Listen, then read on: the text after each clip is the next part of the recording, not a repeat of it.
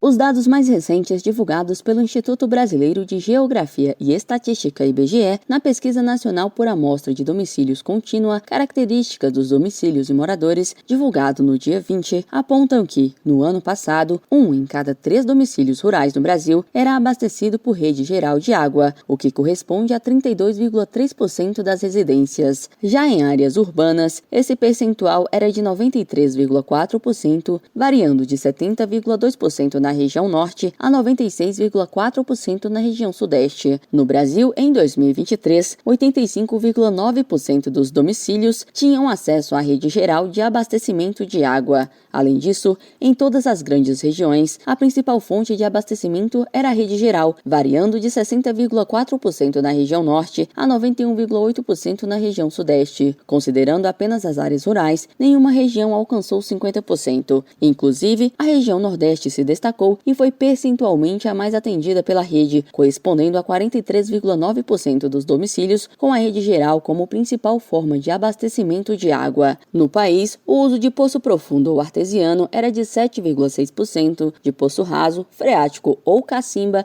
de 2,7%, de fonte ou nascente 1,9%, bem como de outra forma, sendo 1,9%, como principal meio de abastecimento de água, demonstrou estimativas inferiores a 10%. Na região norte, houve os maiores percentuais de domicílios em que a principal fonte de abastecimento de água era poço profundo ou artesiano, 20,7%, ou poço raso, freático ou cacimba, 11,3%. Já a região nordeste registrou o maior percentual de utilização de outra forma de abastecimento, de 5,4%, sendo 1,9% a média nacional desse tipo de providência. Os dados apontam ainda que menos de 10% dos domicílios rurais têm acesso à rede geral de esgoto. A proporção de domicílios com acesso à rede geral de esgoto registrou diferenças significativas. As regiões norte e nordeste apresentaram as menores coberturas, com 32,7% e 50,8% respectivamente. Já a região sudeste registrou a maior cobertura, com 89,9%. As regiões sul e centro-oeste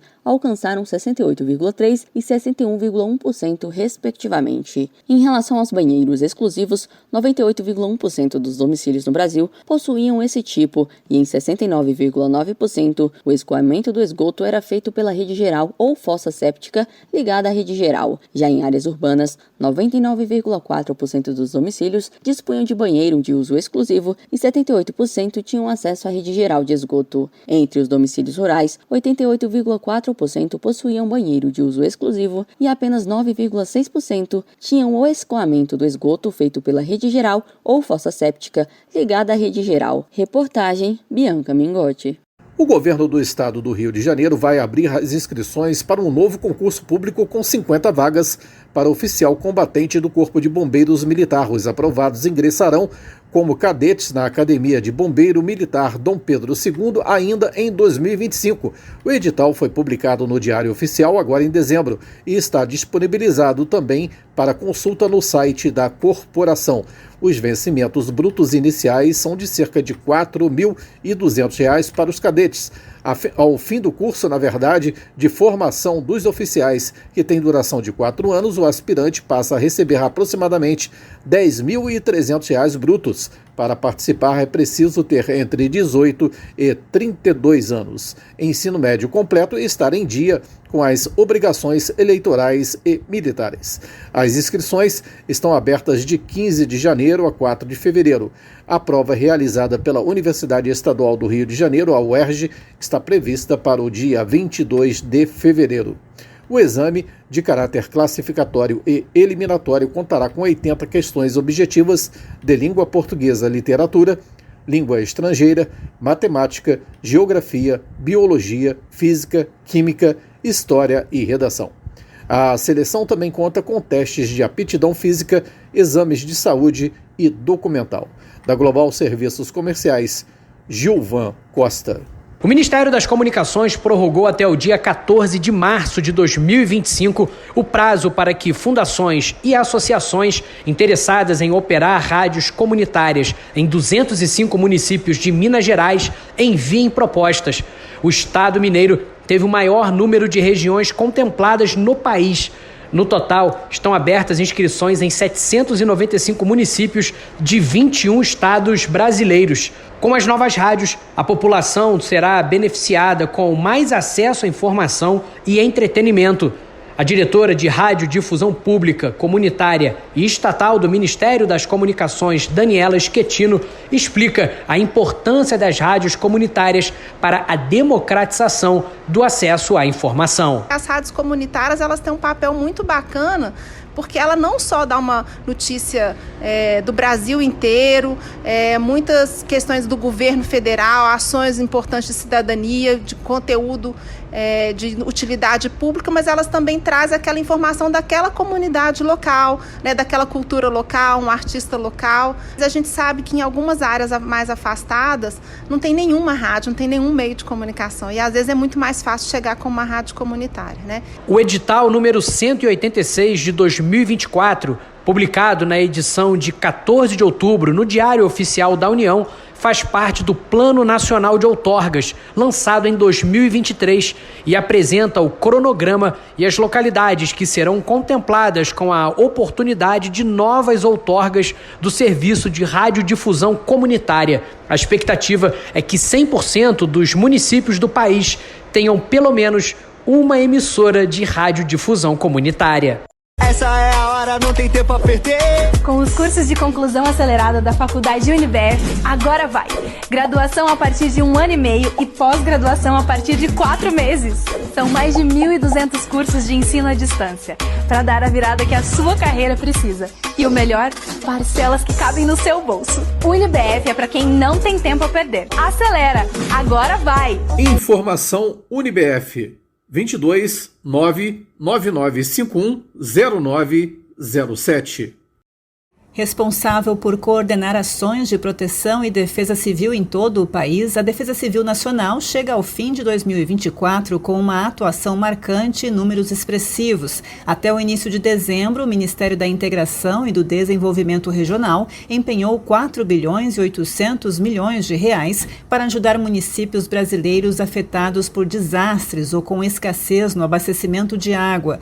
Desse valor, 2 bilhões e 300 milhões de reais destinados aos estados com registros de eventos extremos, 2 bilhões para pagamento do auxílio reconstrução e 500 milhões para a Operação Carro-Pipa. Para agilizar o apoio aos municípios, a Defesa Civil Nacional também implementou a modalidade de recurso sumário para repassar valores para ações de socorro e assistência humanitária sem necessidade de análise prévia. Atingido por um dos maiores desastres da história do país, no fim de abril, o Rio Grande do Sul também foi destaque do ano após as fortes chuvas e enchentes que afetaram mais de 2 milhões de pessoas. A Defesa Civil Nacional montou uma força-tarefa para ajudar na recuperação dos municípios. Desde o início do desastre até o momento, o MDR empenhou 1 bilhão e 300 milhões de reais para atender aos municípios. As ações incluíram ainda o auxílio reconstrução. O benefício de R$ 5.100 foi pago em parcela única para cada família afetada pelo desastre.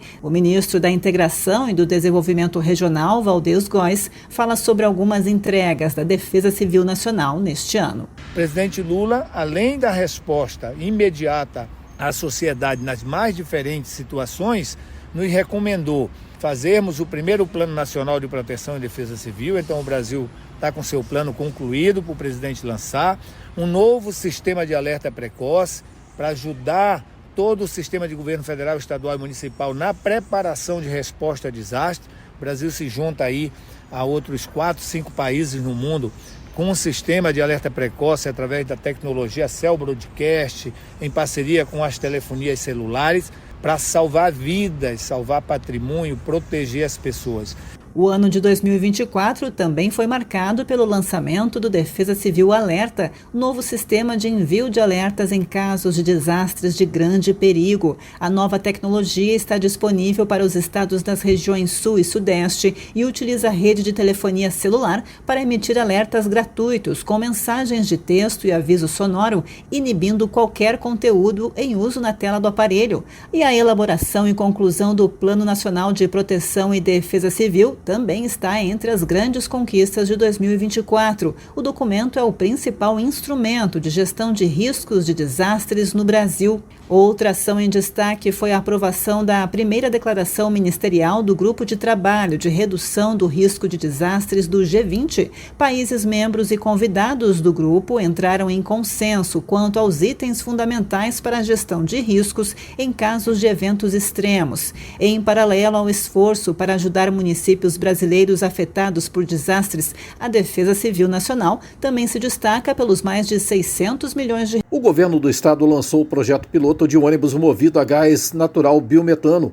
Ele está denominado RJ Mobilidade Sustentável e tem como objetivo reduzir as emissões de gases de efeito estufa na mobilidade urbana. A iniciativa é uma parceria entre as Secretarias de Transporte, de Energia e Economia do Mar e o Departamento de Transportes Rodoviários do DETRO-RJ, e vai consolidar o Rio de Janeiro no processo de transição energética do país. Para abranger os diferentes cenários rodoviários e urbanos, 2 linhas com trajetos e operações distintas iniciarão a operação dos ônibus a gás natural e biometano, Rio de Janeiro a Barra Mansa, mantida pela aviação Cidade do Aço, e Duque de Caxias a Barra da Tijuca, operada pela Transportes Santo Antônio. Os modelos utilizados no projeto piloto RJ Mobilidade Sustentável serão o Scania K280 e o Scania K340, ambos com tecnologia a gás híbrida, capaz de reduzir em até 20% as emissões de CO2, principal agente de aquecimento global, em comparação ao diesel de ônibus comuns, além de quase 85% e 90% das emissões de material particulado e óxido de nitrogênio, poluentes associados à maior incidência de doenças cardiovasculares. Da Global Serviços Comerciais, Gilvan Costa. A Confederação Nacional dos Municípios, CNM, divulgou uma nota para manifestar preocupação a respeito do bloqueio de 4,2 bilhões de reais em emendas parlamentares do Orçamento da União, determinado pelo ministro Flávio Dino do Supremo Tribunal Federal, STF. A entidade questionou o bloqueio de recursos não oriundos de emendas parlamentares para o custeio da saúde dos municípios, já que, segundo a CNM, nestas contas cujo bloqueio foi determinado circulam principalmente transferências fundo a fundo, que não são oriundas de emendas parlamentares. Na avaliação da CNM, que chamou a suspensão dos pagamentos de abrupta, o bloqueio atinge uma grande fatia do orçamento da saúde nos municípios e gera insegurança à continuidade das prestações de serviço em saúde. Além disso, a entidade frisou que a insegurança ocorre especialmente no momento de final de exercício e de mandato nos municípios. A CNM revela preocupação em relação ao risco de a população ficar desassistida caso o bloqueio prossiga. Além disso, a entidade argumenta que a decisão do ministro afetou recursos regulares que passam pelas contas afetadas pelo bloqueio. Reportagem Bianca Mingotti. Reúna os amigos e a família e vá ao Bona Pizza. O funcionamento é de segunda a segunda até às 10 da noite. Localizado na praça de alimentação do Friburgo Shopping, o Bona Pizza oferece pizzas doces e salgadas, lanches rápidos, sucos e refrigerantes. Bona Pizza do Shopping da Praça. Telefone com WhatsApp 2523 3025. 2523 3025. O Ministério de Portos e Aeroportos aprovou 21 novos projetos de incentivo à indústria naval. As obras beneficiarão os estados do Amazonas, Pará, Bahia, Pernambuco, São Paulo, Rio de Janeiro, Santa Catarina e Rio Grande do Sul e poderão gerar até 22.500 empregos diretos e indiretos. Os investimentos ultrapassam os 10 bilhões de reais. Segundo o coordenador-geral de fomento do Ministério de Portos e Aeroportos, Fernando Pimentel, o apoio ao setor, por meio do Fundo da Marinha Mercante, reduz o impacto ambiental e os custos logísticos. O Fundo da Marinha Mercante é o principal pilar da política de apoio à indústria de construção e reparação naval brasileira. É essencial para a internalização da tecnologia, com enorme impacto para a integração com as cadeias mundiais de comércio. O fundo tem como principal fonte de receita uma contribuição paga no desembarque de mercadorias em portos brasileiros. De acordo com Fernando Pimentel, nos últimos 10 anos, o FMM foi responsável pela entrega de 805 projetos no valor total de 21 bilhões de reais, podendo ser aplicado em diferentes segmentos. Possui uma carteira de aproximadamente 42 bilhões de reais em projetos aprovados que podem vir a se tornar contratos de financiamento para a navegação de longo curso interior, cabotagem, apoio offshore a plataformas de petróleo, apoio portuário, navegação de passageiros e pesca, bem como para estaleiros e instalações portuárias. Dados do Ministério de Portos e Aeroportos mostram que quase metade dos estaleiros nacionais está no sudeste do país. Na sequência, vem as regiões Sul, Norte e Nordeste. A Prefeitura de Nova Friburgo, no estado do Rio de Janeiro, por meio da Secretaria de Educação do município, conquistou o selo ouro referente ao compromisso com a alfabetização 2024, alcançando assim um novo marco para o município. A iniciativa é desenvolvida pelo governo federal a partir do Compromisso Nacional Criança Alfabetizada e visa reconhecer as secretarias de educação estaduais e municipais que implementam políticas públicas eficazes e inclusivas, assegurando o aprimoramento no processo de alfabetização de todas as crianças na idade certa. A premiação é dividida em 3 categorias: bronze, prata e ouro, e para a concessão do selo ouro, o município foi avaliado pelo MEC, através da análise de evidências das ações realizadas, com base em critérios como qualidade do ensino, a formação dos profissionais, a distribuição dos materiais didáticos e a implementação de intervenções pedagógicas eficazes. Este reconhecimento é reflexo da mobilização conjunta da Secretaria Municipal de Educação e dos profissionais da educação para garantir boas práticas educacionais. E evento de entrega da premiação ocorreu na capital. Da Global Serviços Comerciais, Gilvan Costa. Dados mais recentes divulgados pelo Banco Central revelam que, apesar de o setor público consolidado, composto pela União, estados, municípios e empresas estatais, ter registrado em outubro um superávit primário de 36,8 bilhões de reais, os governos municipais, separadamente, apresentaram resultado negativo de 3,6 bilhões. No mesmo mês do ano passado, houve déficit de 1,4 bilhão para esses entes. Diante desse quadro, o ano de 2025 será desafiador para as gestões locais, sobretudo para os novos prefeitos que assumem a partir de janeiro. A avaliação é do especialista em orçamento público César Lima. Segundo ele, entre as medidas necessárias para reverter esse cenário está o enxugamento da máquina pública. O déficit aí, geralmente, se apresenta na forma de um crescimento aí de despesas obrigatórias, principalmente em anos eleitorais, com as despesas de pessoal. Claro que há limitações para isso, segundo a lei, mas muito provavelmente o que acontece é uma inflação aí da máquina pública, a fim de conseguir cabos eleitorais para os prefeitos que estão tentando se reeleger. Quem entrar, ou mesmo aqueles que se reelegeram, a primeira coisa que vão fazer vai ser enxugar a máquina pública a fim de ter de volta aí a sua capacidade de investimento. Na avaliação do professor de Ciências Econômicas da Universidade Presbiteriana Mackenzie, Vladimir Maciel, normalmente o primeiro ano de mandato dos gestores eleitos costuma ser desafiador. Os prefeitos vão ter pouca margem de manobra para cumprir promessas de campanha.